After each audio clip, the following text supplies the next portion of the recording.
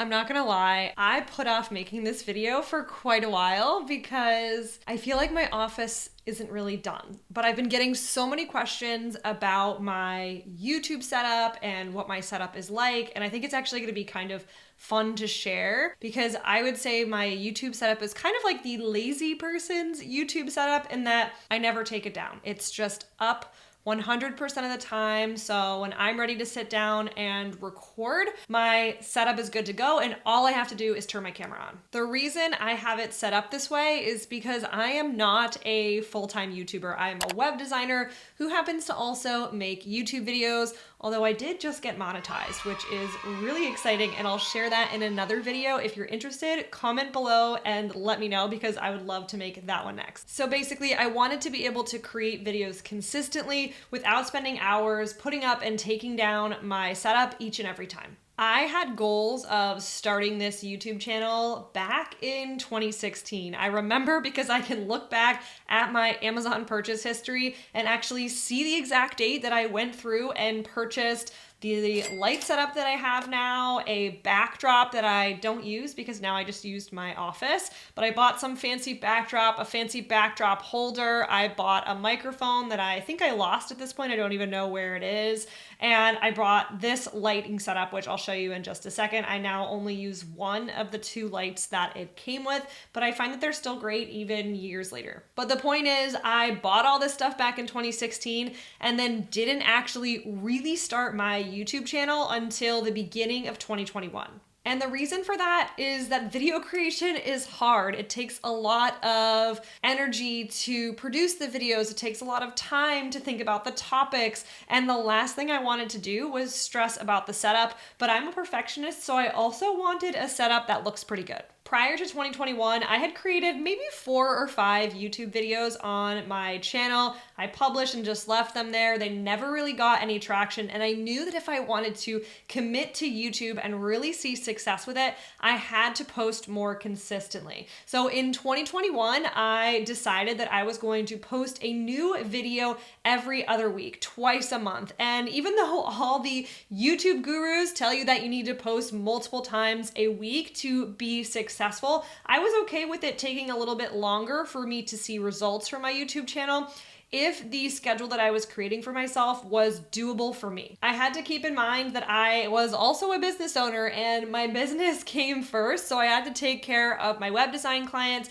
marketing my web design business before I thought about YouTube, and I found ways to schedule it into my week without it putting too much pressure on me to create content. I should also mention that I hired a contractor to help me with parts of my YouTube channel. I did everything myself at first, and then I realized that where I was falling short was actually getting the YouTube videos uploaded to YouTube, getting the titles and descriptions written, getting the thumbnails created, and then I also write a blog post for each and every YouTube video that I publish, or almost every YouTube video that I publish. So I really outsourced that writing piece because that was the bottleneck that was keeping me stuck. Then closer to the end of 2021, I actually was able to outsource my video editing, or at least that first run through of the video edit, because that also takes quite a bit of time. If you didn't watch my previous video, I use a video editing tool called Descript, which is a wonderful tool that almost anyone can use to edit video.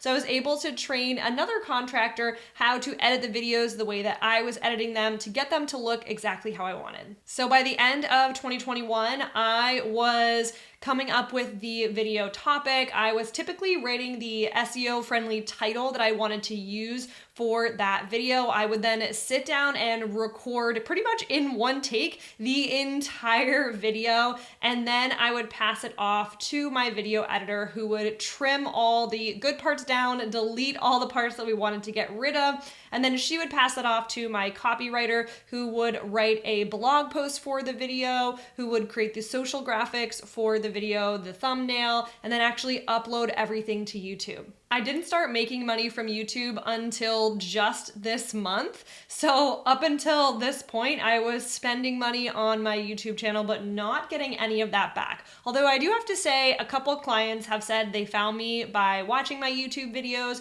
or they're on my email list and they see the videos that I'm sharing every week, and that motivated them to take the next steps towards working with me. I'm really happy that when I started creating videos, I was doing everything on my own because I was able to see how I like to do things. I was able to create systems. You know, I love systems around the video creation process. And then when I went to go outsource that, it was much easier to have an idea of how much time I could expect it to take somebody else to do the same things that I was doing and exactly how I wanted them to do those tasks step by step. Even now that I'm monetized, I am definitely not making enough from YouTube AdSense to cover the contractors that I had hired to help me get those YouTube videos out the door. But I do think I am making more than the average new YouTuber does when they first get monetized. And there's a few reasons for that I'll share in that monetization video. So again, let me know in the comments if you want to learn more about that process and what the journey looked like for me. Next, I'm going to give you a little tour of my home office and show you where I have my camera and lights placed to get the type of video that you're seeing right now. But before we jump into that, I wanted to let you know that all of the camera equipment I use, all of the lights and the tech equipment, as well as the tools I use to edit these videos are linked in the description below if you want to check them out. Okay, so here's my home office tour. Ignore the mess on the right side of the room. You can see there's my backdrop. I've got a light in there, a vacuum cleaner that's not in the video. Then here is my office setup. This is Lila. She is sitting behind me right now. She usually stays very quiet behind my videos, although occasionally I have to nudge her to stop snoring. For my lighting setup, I use two main lights, and then I also have a desk light on the table just to give us a little more light. One main light on my left, one on my right, that's a desktop ring light, and then I have my camera placed strategically between the two. So I've got lights on either side and a camera in the middle, and this just again really creates that nice even light. You'll also notice that I pulled the shades down in my office because I really want to control the light. I don't want the outdoor light to change and that to change how everything looks in my video. So pulling the shades down really just keeps it consistent so I could record at night, I could record in full sun during the day, and my office always looks the same. I should also mention that a lot of times I will have another light placed off to the right side here behind my head. I will have it shining up at my hair. I think this is sometimes called a hair light. It's placed out of frame so you can't see it, but it just helps to kind of separate me from the background of the video and create kind of a professional look. I'm currently filming this video on the Canon EOS R. I love this camera. It's pretty new to me, although it's been out for a few years now. It is a Canon mirrorless camera, and I love it because it's got the flip out screen. It has great autofocus, so as I move closer to the video or further away, the autofocus adjusts seamlessly. I also love that I can shoot in 1080p or 4K, although the 4K does have a crop. Typically, I just film in 1080p, upload it to my video editing software, and then I'll actually export it at 4K. So that way it just shows up better on YouTube. Not sure why, but I'm able to export that in 4K, upload to YouTube, and YouTube seems to like that footage better. As I mentioned, all of the camera equipment, lighting equipment, everything is going to be linked in the description below so you can create a similar setup for yourself. Next, I want to talk about something that's kind of unique that I think I do as a video creator that a lot of other people might not think about, but I will record my video and my audio from two separate sources. My audio is from a microphone that I have just off screen here. It's plugged into my computer. My camera is straight ahead of me that is also plugged into my computer, and I record directly to my computer. So that way everything, the audio, the video is already synced and saved on my computer from the moment I finish recording, and that makes the editing process so much easier. Let me share my screen with you and I will show you exactly what I'm talking about.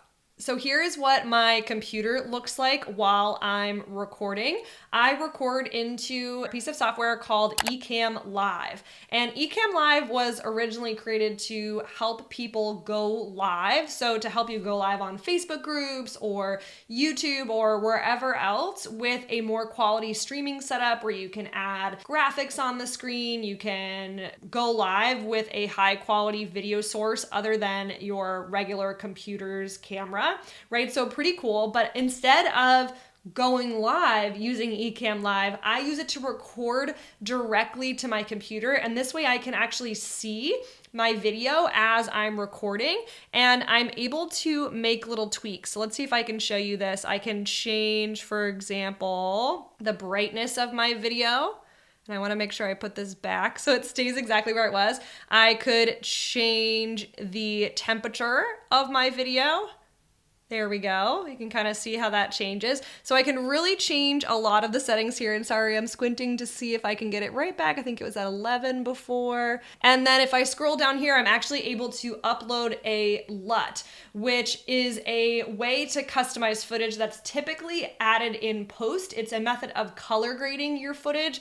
It's typically added in the editing process, but I add it on the front end and record with my LUT already added. I record with my color settings already done. I am filming in what's called C-Log. This is definitely not required. I went down a YouTube rabbit hole when I was learning how to set all of this up and got really fancy and custom with how I do all of this, but you don't need to have custom color grading or anything like that. But I do love recording into Ecamm Live because I can see myself really large, so that way I can make any color adjustments, lighting adjustments ahead of time versus that small little screen on my camera. Once I have all of that set, I make sure that I am selecting the proper mic. So currently I am recording with my ATR USB microphone. I can see that I've been recording for 30 minutes at this point, and after this is edited down, this is probably gonna be about a 15-minute video, so there's a lot that gets edited out. I can choose my camera, I can go back and forth between my, here we go, this is my out of my computer, this is my computer camera, or I can switch back to my Canon EOS R, which clearly is a much better video quality. If I wanted to, I could add things on my screen, I could screen share, there's a lot of cool things you can do. The next thing that I do is I use Descript, which I will have linked below as well, so you can check that out. I use Descript and I have it record and transcribe as I'm talking because I mess up a lot when I create these videos and I like to know where I left off or how I started the last sentence that I might want to redo because I didn't do it great the first time or I stumbled across my words, whatever it is. I like to be able to see what the last thing I said was. It makes starting over a particular section so much easier. So I just have this record the audio and I have it transcribe as I'm recording the video all in one take, knowing that I'm going to make a lot of mistakes and this will make picking up where I left off a million times easier. The next thing I use to create my videos or as I'm creating my videos is Notion.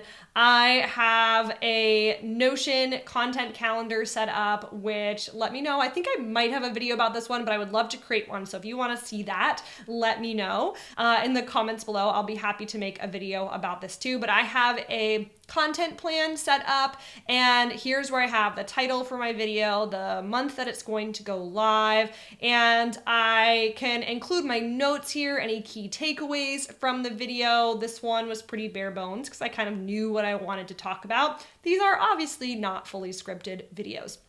I'll put the video description in here for YouTube. And yeah, it just helps me kind of stay on track, make sure I mention all the things that I plan to talk about when I hit that record button and just keeps me organized in general. The last thing that I use to record my videos is Loom. I can't click it right now, but I have the Loom desktop extension currently recording. I have it recording for the full length of my YouTube video or of the Ecamm Live video. I have it recording the audio, so I will sync up the audio from my screen recording in Loom with the audio from my computer for my talking head video and make sure that you see my screen at the same time that I am seeing it on my end when I record it live. The only thing I did record ahead of time was that office walkthrough video. I didn't record that live. I recorded that before this video with my iPhone just so you could get a tour of my office. I hope you found that super helpful. I know it was a lot to cover. If you have any specific questions, I'd be happy to make a separate video about anything in my editing process. I did make one video about my Descript editing process already that you can go ahead and check out, but it was a lot. I hope that you watch this video and think about what could you do that was maybe the minimum viable product for your own videos? It doesn't have to be super complex.